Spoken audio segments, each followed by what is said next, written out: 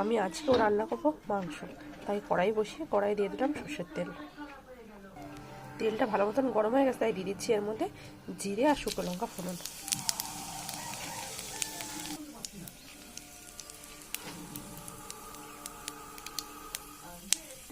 শুকনো লঙ্কা জিরেটা ভালো করে ভাজা হয়ে গেছে, এবার আমি দিয়ে দেবো এর মধ্যে কুচনো পেঁয়াজ।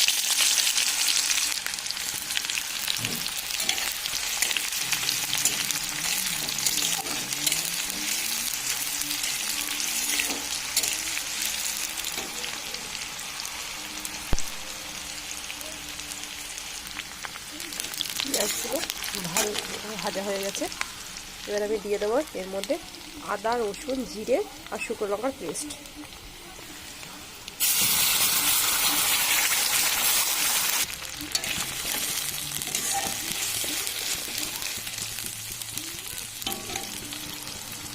এবার আমি দিয়ে দেবো এর মধ্যে এই মশলার বাটিটা ধুয়ে সামান্য পরিমাণ জল, আর দিয়ে দেবো এর মধ্যে টমেটো কুচি। এবার দেবো এর মধ্যে লবণ, দিয়ে দেবো হলুদ গুঁড়ো। সব একসাথে ভালো করে কষিয়ে নেবো মশলাটাকে।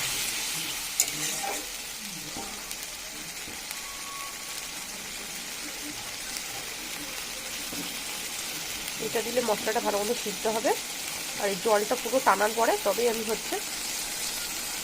মাংস দেবো। এতে একটুখানি হালকা জল দিলে সামান্য মশলার কাঁচা মশলার গন্ধটাও বেরোয় না, আর মশলাটা সেদ্ধ হয়ে যায়। মশলাটা ভালো করে কষিয়ে দিয়েছি, তারপর কড়াইতে মশলাটা তেল ছাড়তে শুরু করে যায়। এখানে আমি দিয়ে দেবো এর মধ্যে মাংসটা।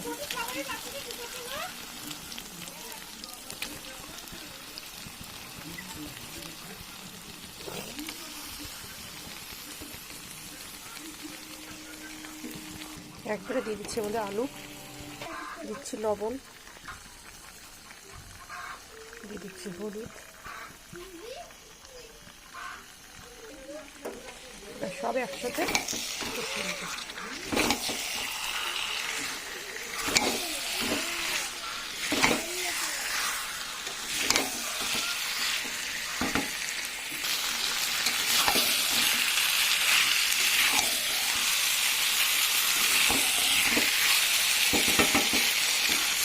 আমি গ্যাসের জোরটা কমিয়ে দিয়ে ঢেকে দিয়ে ভালো করে কষিয়ে নেবো।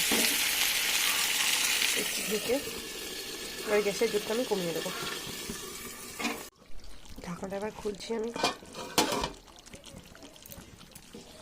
মাংস কতটা জল বেরিয়ে গিয়েছে।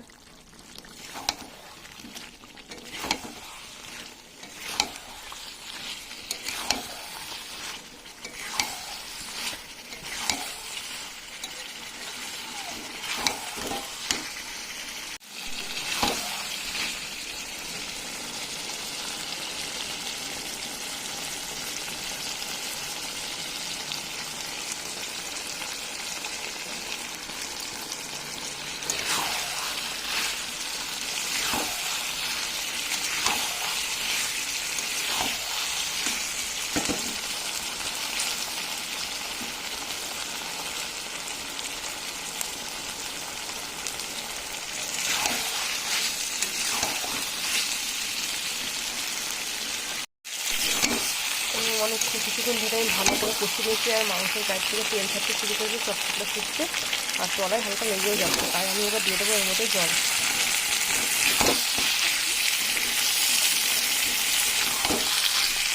দিয়ে দিচ্ছি জল।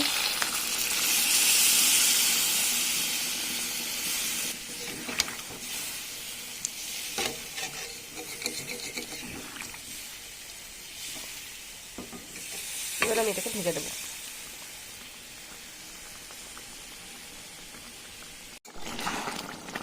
তরকারিটা আমার হয়ে গিয়েছে, তাই আমি এবার নামিয়ে নেবো তরকারিটা। এবার মাংস রান্না কমপ্লিট, তাই আমি আজকের ভিডিওটা এখানেই শেষ করছি।